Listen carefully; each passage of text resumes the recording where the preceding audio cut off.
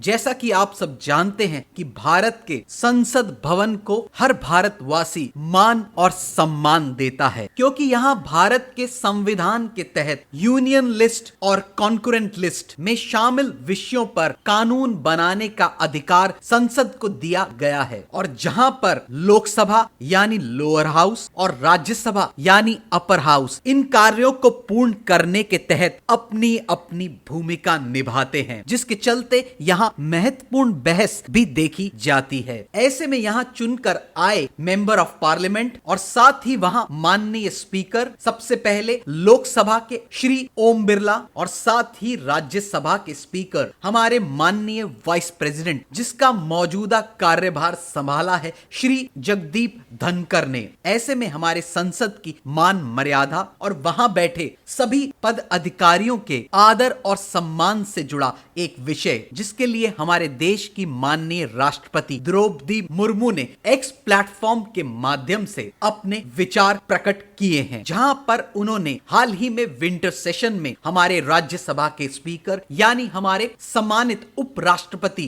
को संसद के परिसर में अपमानित करने के चलते अपनी निराशा प्रकट की है, जिसमें उनका साफ तौर से यह कहना है कि निर्वाचित प्रतिनिधियों को अपनी अभिव्यक्ति के लिए स्वतंत्र होना चाहिए, लेकिन उनकी अभिव्यक्ति गरिमा और शिष्टाचार के मानदंडों के भीतर होनी चाहिए, जो कि एक संसदीय परंपरा रही है, जिस पर हमें गर्व है। और साथ ही माननीय राष्ट्रपति का यह भी कहना है कि इस संसदीय परंपरा की गरिमा और शिष्टाचार के मानदंडों को भारत के लोग संसद के परिसर में बैठे सभी महाअनुभवों से उसे कायम रखने की उम्मीद करते हैं। ये थी हाल ही में माननीय वाइस प्रेसिडेंट यानी राज्यसभा के स्पीकर के संदर्भ से जुड़ी कुछ हाइलाइट्स। और ऐसे अपडेट्स देखने के लिए जुड़े रहिए द ट्रू हंट से।